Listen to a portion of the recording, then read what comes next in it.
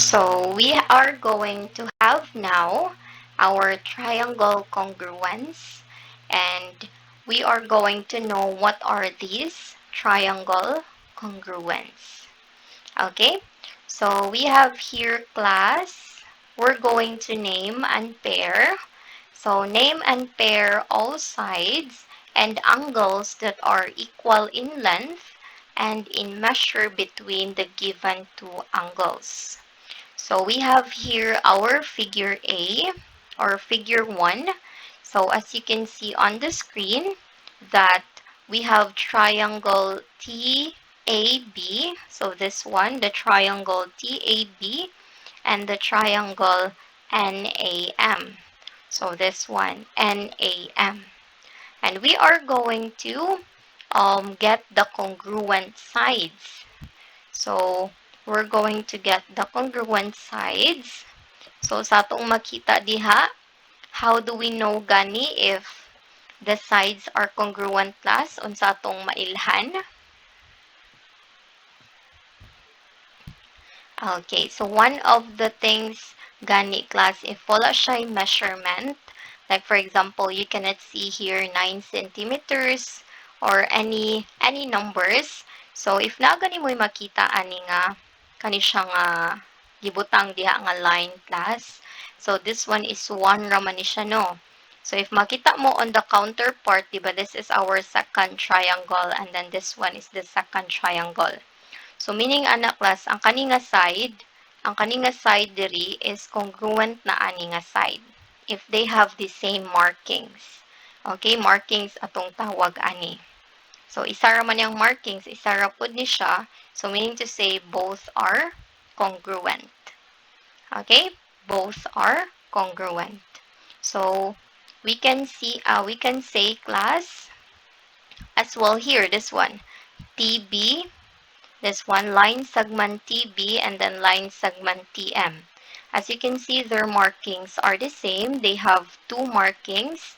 So, congruent na sila class. So, meaning to say, ang measure ani niya is the same ang measure ani niya. Okay? So, you have there TB and then this one TA and then this one is NA. Okay? And then the third one you have there, your MA is congruent to your BA. Okay? So that is now your congruent sides in your given figure here. Okay? And now for our angles, so when we say angles is mao man siya, diba? So the same gyapon iyang markings class.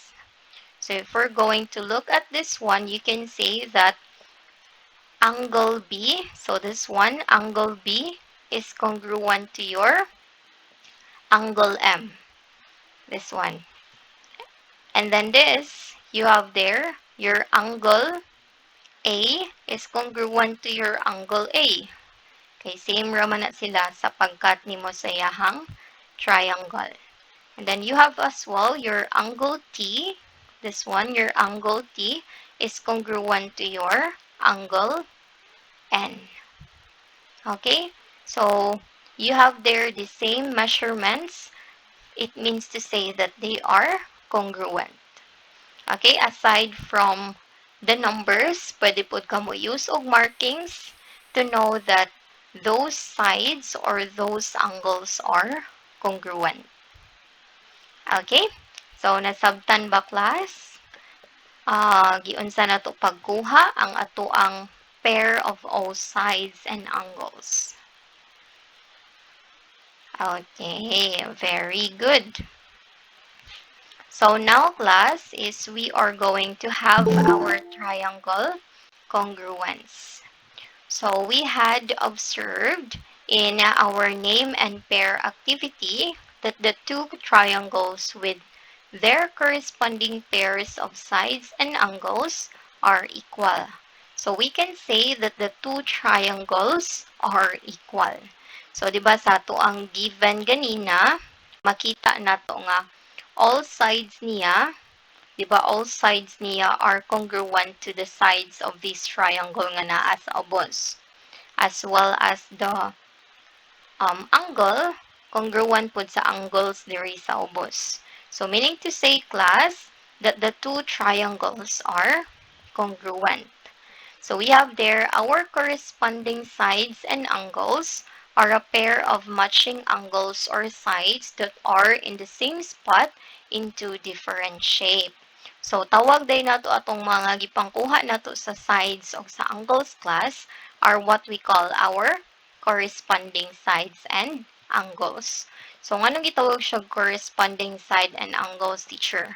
Because you can see there two triangles and then ato siyang gitan-aw by triangle kung congruent ba sila og dili. Okay? So you have there angles or sides that are in the same spot into different shapes. So if imo man tong tan-awon, duha man to siya ka triangle, di ba? Duha siya ka buok. And then pag tan-aw lang nato ato niya is different iyang shape kay inverted man ang isa. But if you're going to cut that one and then imo siyang itanday, then you can say that they are congruent. Okay? So now class, we have here, remember that corresponding parts of congruent triangles are congruent. So later on, you will know what is CP, CTC more later on. Okay? So congruence class is denoted with a symbol like this. You have their equal sign and then naibawd sa babaw. And congruence denoted in symbol arrow, bar or point or line nga naay double-ended nga arrow. Okay? In which makita ninyo siya sa screen. Mo na siya correspondence or corresponding symbol. So by definition, two triangles are congruent if their vertices can be paired so that corresponding sides are congruent and corresponding angles are congruent. Okay, so it should be paired. So makita nimo, it should be paired yun siya so that you will know that your triangles are congruent. So we have here examples class. So you're going to identify the corresponding sides and corresponding angles in the given two triangles. So you have there, for example, number 1, triangle LMN is congruent to triangle NOL. Or kung ato siyang i-symbol, this one triangle LMN is congruent to your triangle NOL. So mao ni siya ato ang figure diri. So we are going to look at their corresponding sides and corresponding angles. So diba duha man atong triangle diha, we have this one. LMN, this is your first triangle. And then your second triangle is, you have their NOL. So kaning nasa ubos. Ato dong tan-awon if congruent ba sila. Okay, so you have there, if we're going to get their corresponding sides class, so we have LM or line segment LM correspond to your line segment NO. So mao din ni siya ang nag-correspond sa imuhang side nga LM, ang kaning NO. And then for your line segment MN, this one MN, so that is, or that corresponds to your line segment OL. Okay? And then for the next one you have there, your line segment LN corresponds to your line segment NL. Kaya diba makat man na siya. Kaya you have there two triangles man. Okay? So for your corresponding angles class is makita po na nato siya dire. So you have there your angle N, this one, iyahang, angle M, ang iyahang corresponding angle is angle O, this one. And then for your angle LNO, this one LNO, So, may tag LNO class kani siya. Kani siya nga angle. This one. Ang iyahang corresponding angle class is ang NLM. So, meaning to say kani siya. Okay? NLM. Remember, basta magsuwat ganita if 3 letters nga angles class, ang tunga ang ato ang basihan ana. So, NLM. So, kani siya, corresponding day siya ani. And then for the last one, you have there OLN. So, for our OLN, iyang corresponding is kani siya, which is LNM. Okay? So, those are your corresponding sides and corresponding angles for your triangle. So, you have to take note kung unsaon gyud ninyo siya pag tanaw. Account? Hurot ng bubble gum, by the way. Hurot ng bubble gum. Yes. Do you have any Yeah, questions? hurot ng bubble gum. Di pa ka mag-count? Yung kang accounts ako. Okay. So, you have there, yan ata teacher, giunsa nimo pagkuha nga walay markings ang ato ang sides. So, giunsa nimo pagkuha ang LM ug ang NO, di ba wala tay markings diri class, walay 1 1. So, imo na siyang ikuan class. There are two things nga pwede nimong buhaton. First is imong i-separate imong triangle, or next one imong tan-awon pa lang gikan sa imong figure. So, kung asa nimo siya mabutang. Kaya for example, this one, LM og NO. So, nganong dili ang LM og ang NO, teacher? Kay kung imo man ni siyang balihon into inani nga position, like this one, inani nga forma, ang iyahang kani nga part is kaniman mo touch diri. Okay? So, mo na siya. If wala kay markings class, you can do two things. It's either you can separate your triangles or pwede ka mag-color-color para ma-identify ni mo siya. Okay, kay once mag-color-color ka niya class or imong kopyahon ang line niya, ma-identify man nimo kung pareha ba siyang measurement or dili. Okay?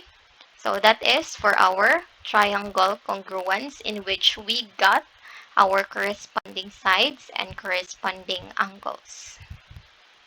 Now we have here another example class. So this one, as you can see, this is a separated triangles. Kay buwag sila. So you have their triangle ABC and then is congruent to your triangle DEF. So given naman siya no, na congruent daw siya. So we are going to look for the corresponding sides and corresponding angles. So ningon naman daan diri sa given nga congruent sila. So mean to say pareha gyud sila og sukod tanan. So for our corresponding sides, you can see there CB or line segment CB corresponds to your FE. This one, FE. And now for the next one class, you have there your BA corresponds to your ED. Kanisha. And next is you have there your AC correspond to your DF. So this is your DF. So makita man pud nato siya class no kay because of our angles. So tan-aw pa lang nato sa tong angles daan, ma-identify pud nimo kung asa dapit ang same niya og sides or corresponding niya nga side. Okay, and now for the next one, for corresponding angles. So you have there your angle C corresponds to your angle F. Your angle B corresponds to your angle E. And then for your angle A, it corresponds to your angle D. And that is for your corresponding sides and corresponding angles in the given two triangles. Okay, questions? Clarifications? Okay, none. So now class, we have here for our last example. So you're going to identify included angles and included side. So, instead ng included angle and included side. So, we have here our triangle SON or triangle SON. And then you have there, angle S is an included angle between SN and SO. So, you have there, ang kanikonong angle diri sa S, this one, is included between your angle sa SN and then your SO. Okay? Included siya for your angle SN and for your angle SO. So, may getag included class naa siya between. Okay? Naa siya sa sud. So, angle O is an included angle between line segment OS and ON. Okay? Included angle siya sa OS o sa ON. Then you have there your angle N. So your angle N is an included angle between line segment NS and line segment NO. Nagpatunga siya sa ato ang SN ug sa ato ang NO nga side. Okay, so that is for our angle. Now for our side class, so ang atong SO class is an included side between angle S and angle O. So, meaning to say, class, ang kaniya to ang line segment SO diri, included siya between our angle S and angle O. Meaning to say, nagpatunga siya. Okay? And then, for our SN or line segment SN, is an included between angle S, this one, and angle N. Okay? Center siya. Angle, side, and then angle. Then for the last one, you have their ON. This side here is an included side between angle O and angle N. So that is how you're going to look for your included angle and your included side if you have there a figure. Okay?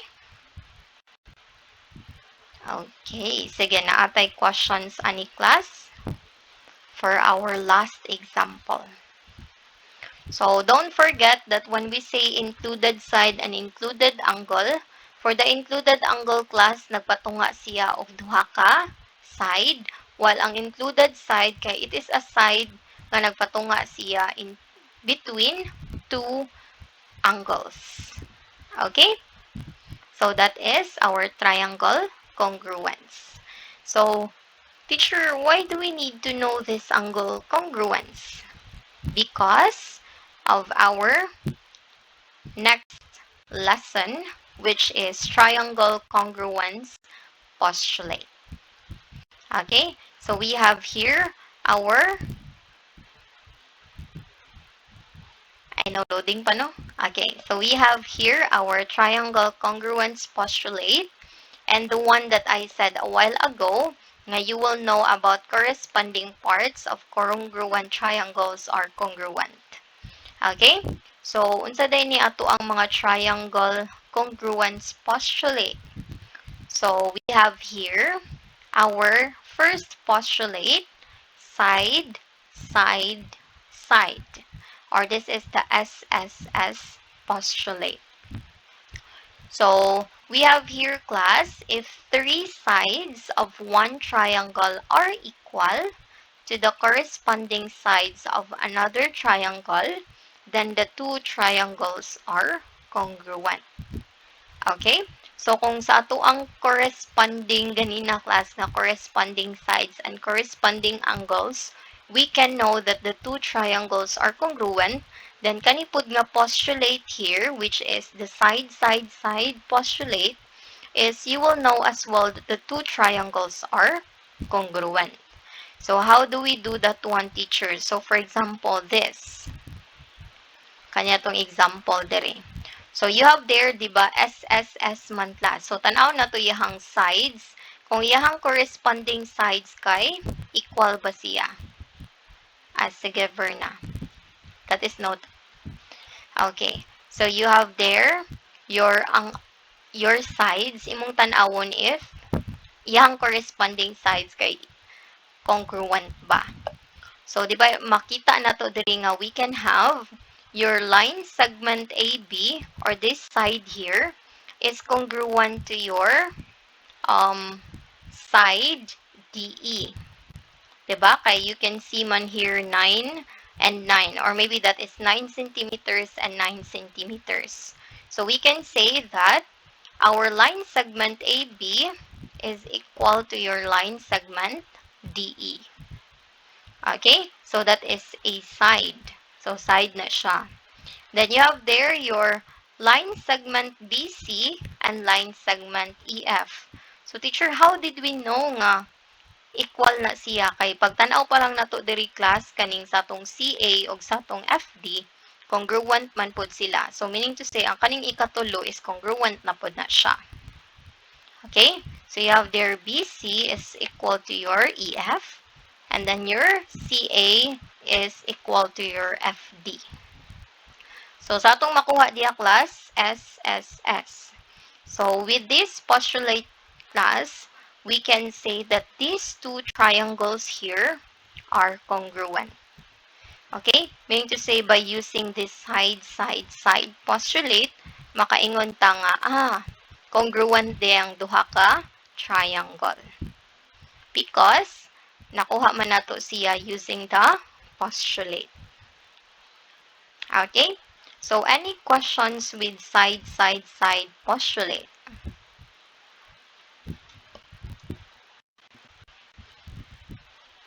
Okay, none. Okay, very good. Now, let's proceed with our next one class. And we call it as our side angle side postulate. So, unsa na po ni si side angle side, teacher? So, if two sides and an included angle of one triangle are equal to the corresponding parts of another triangle, then the two triangles are congruent. Diba? Naman tayo duha ka triangles. So, ato ning tanawon asa ni siya dapita ang side angle side class. So, ang sa imong markings diri, ang makita nimo is kani siya. So, meaning to say, this BC here is equal to your this one, right? So, congruent man daw sila. So, you have there, your BC is equal to your YZ. And then, angle.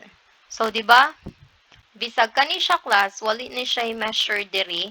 Pagtanaw pa lang nato, pila gay measure ani niya, basta maka-form o ginani nga forma. Sige. If in ani yahang forma class, perpendicular, pila gay measure niya?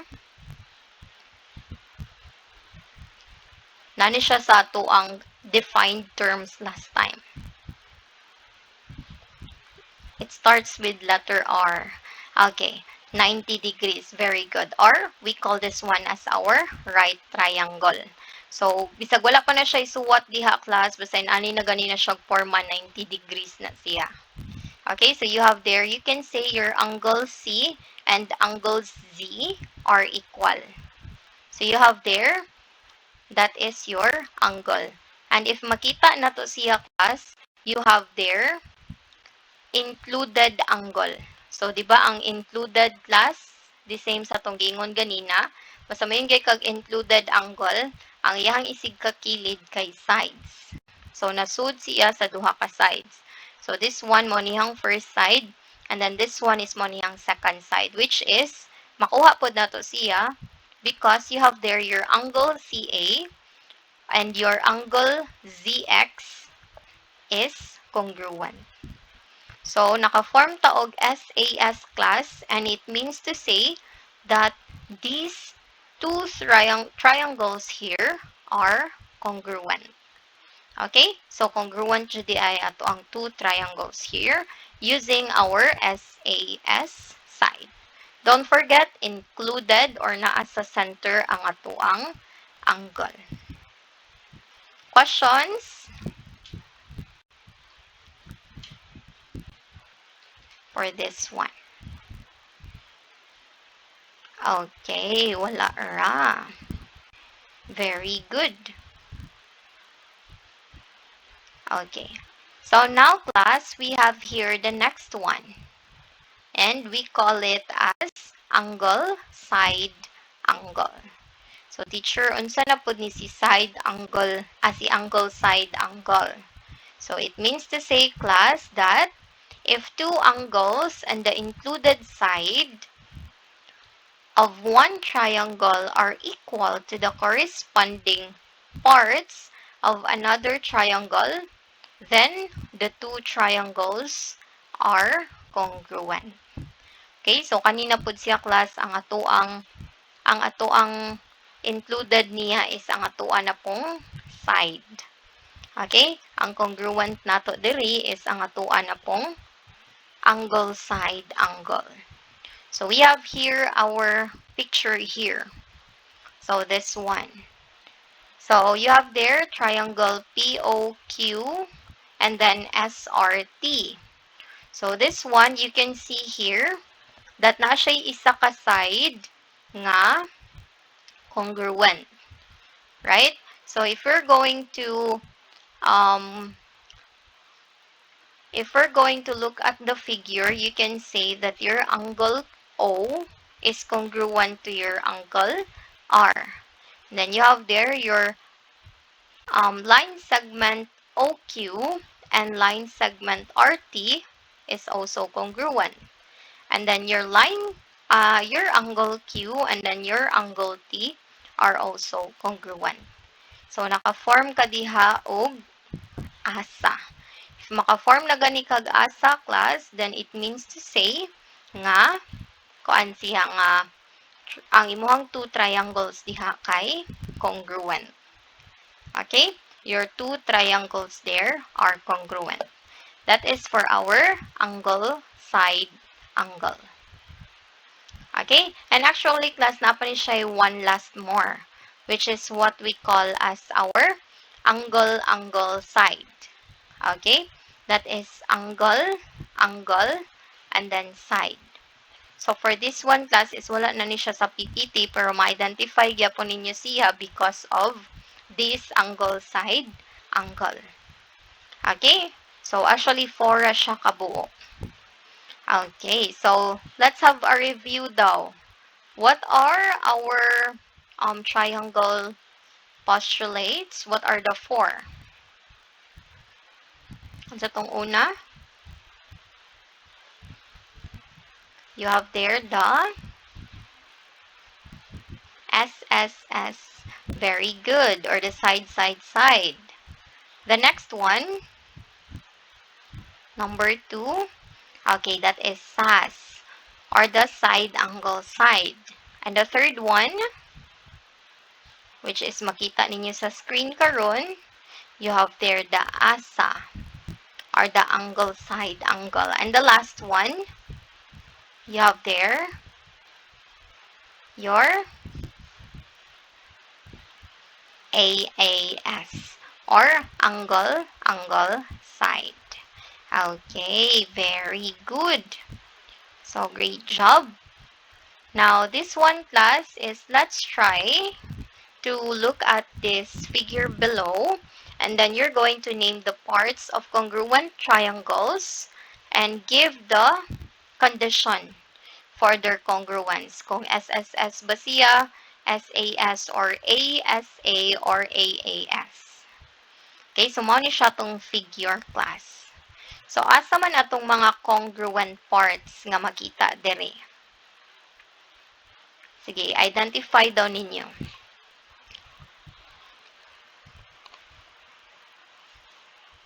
What are the congruent parts that you can see here? Okay, we have AB is equivalent to PQ. Okay, actually that's correct. Asa pa? You have there AC is equivalent to ER or equal to ER. PR, sorry. Okay, and we have as well BC is equal to QR. Okay, so those are our congruent parts. So how did you look at our congruent parts here, class? Using the markings. Diba? Sa markings na mo nagtanaw, para nakuha ninyo ang congruent parts. So, let's try to look at class. Sa imong congruent parts diri, unsa nga condition atong nabuhat? What kind of postulate or what kind of triangle congruence? Okay, that is SSS postulate. Okay, very good. So, nanaw ninyo siya pagtanaw, class. Okay, do you have any questions for our example? Okay, none. Very good. Now, this time, class, is we are going to have our corresponding parts of congruent triangles are congruent. Okay, so unsa daytong, 'di ba, nagkuha naman ta ganinag mga corresponding, nagkuha na tag congruent, na natay postulate, and then apag yun tay isa. Corresponding parts of congruent triangles are congruent. So we have here, class, in our previous discussion, in which we have there our shortcuts or four shortcuts, which are the triangle congruence. So we can say that the two triangles are congruent with SSS, SAS, ASA, and AAS. So we have here the definition of congruent triangles. State that if two triangles are congruent, then the corresponding part of those congruent triangles are congruent. Okay? So, ang corresponding ko nga part ato nga congruent triangles kay congruent, then your two triangles are congruent. Okay, so we have here a figure. So, kani siya na figure diri, class. Actually, maka-use po ta sa katong mga postulates nato ganina. So, we have here, if is line segment AD congruent to line segment BC in the figure above. So, use a deductive argument to explain why they must be congruent. So, di ba, in our last discussion for your second grading, we talk about their writing proofs. It could be inductive or deductive. So, for inductive, that is from specific to general. Well, when we say deductive, that is general to specific. So, you have there, kanisha. Ato dang tanawon with this figure here. Kung ang AD ba is congruent pa jud siya sa BC. So, na to siya pagtanaw niya. Ang markings kay naaraman diri. Ang diri, ang AD o ang BC is wala may markings. So, to solve that one, class, we can have here. So, you have your 1 and 2 are vertical angles. So, di ba, when we say vertical angles, they are congruent. So, the measure of this angle 1, class, is equivalent or congruent to your angle 2. Okay, don't forget, this is, nani siya sa tuang, defined terms. Okay, nani siya sa itong mga definitions. So, and it is given that our AM, so your AM, this one, AM is congruent to your BM. Kaya diba given man siya because sa tong markings. So they are congruent. Sorry na wag tang ang inani nga ko ano, ang kaning symbol diri nga part. And then your A and then your angle A, this one, and your angle A is congruent pod sa imong angle B. So mo na imong makita sa imong given diha, class. Okay? So, by asa or angle side angle, because you have there this one angle and then side and then kaning vertical angle diri, so naka-form ka og asa. So, meaning to say your AMD is congruent to your BMC. So, kaning AMD ni mga triangle, class, is congruent to your BMC.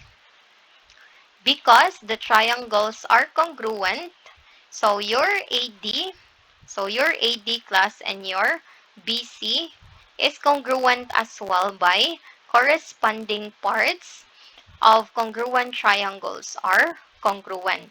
So, tungod atong imuhang kuan class, tungod ato imong ASA, naka-generalize ka or nakahatag ka conclusion nga ang imuha ding AD is congruent to your BC because congruent man siya.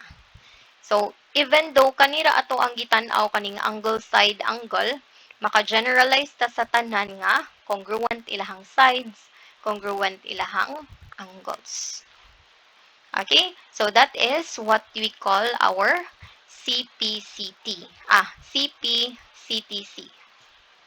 Congruent parts of tri congruent parts of congruent triangles are congruent. Okay? So, katurang mga corresponding parts niya, makaingon na dayon ka nga congruent ang duha ka triangle. Okay? So, meaning to say, nagamit po datong triangle congruence nato. Do you have any questions for example number 1? Okay. So, you have their class. If you use a congruence shortcut to show that two triangles are congruent, ang kaning congruence shortcut class, mao na siya to ang triangle congruence, ha? SSS, SAS, ASA, and AAS. So then you can use CPCTC to show that any of their corresponding parts are congruent. So katong wala na mention sa imuhang shortcuts, then pwede na nimo siyang makita as your CPCTC. When you're trying to prove that triangles are incongruent, it can be hard to keep track of what you know. So mark all the information on the figure. If the triangles are hard to see, use different colors or redraw them separately. So, mani siya akong gingon ganina, class. If maglibog gani mo, if you have there lots of color pencils or ball pens nga lahi-lahi og color, much better you can do markings. Okay? Or i-draw ba nimo siya balik, ibinagsa nimo or ibuwag. Okay? So, just like our example here. Kani siya, example number 2. So, 'di ba makita na to isa ra ka triangle pero napa na siya maporma diha. So, we have here is AE. So, AE daw, this one. Is AE is congruent to BD. So, kanidi ay, is AE congruent to BD? So, write a paragraph proof explaining why. So, for our solution here, class, you can use to show congruence are triangle ABD. So, di ba, pwede man nimo siya maporma as triangle ABD. So, kani siya, ABD. Di ba? Kay masud man sa gihapon nimo ang kani siya. Then, you have there your triangle BAE. Diba? BAE. Okay, so masud ang imuhang AE. So, this one AE and then this one is BD. Masud sa imong duha ka triangle. So, you can separate them or color them. So, for example, we're going to use ato silang ibuwag. So, atong gibuwag ang katong duha ka triangle. So, you have triangle ADB and then you have as well your triangle AEB.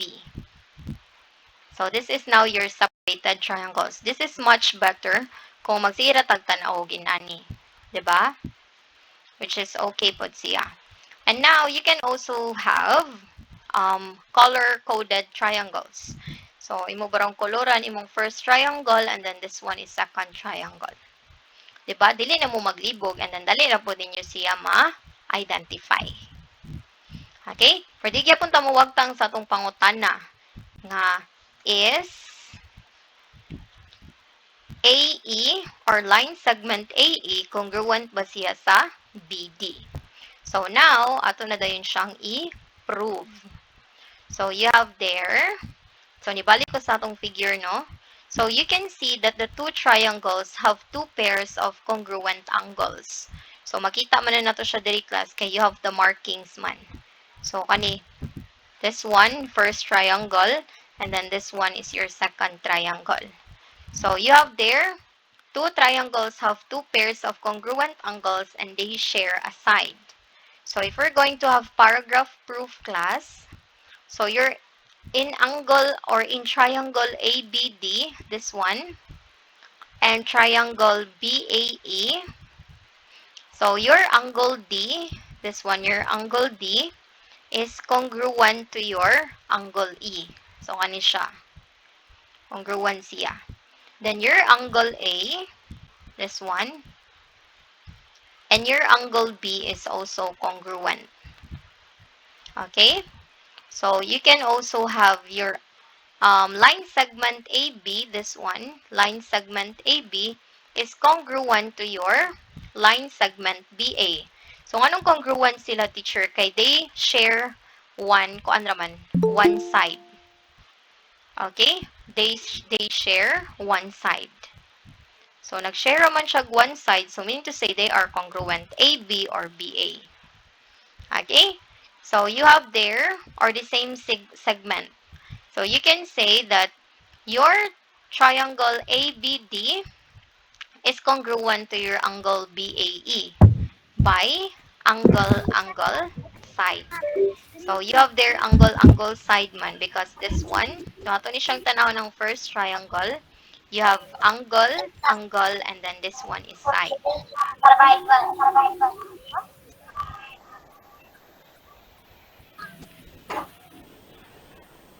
Oh, sorry. Okay, so you have there your angle side. So, you have this one, sa kani siya nga triangle, angle, and then side. Then the next one you have as well, the angle, and then side. Diba? So, by CPCTC, your line segment AE and line segment BD is congruent. Okay? And that is how you're going to um, give your proof as well if your two triangles are congruent. Okay. So now, class, do you have any questions?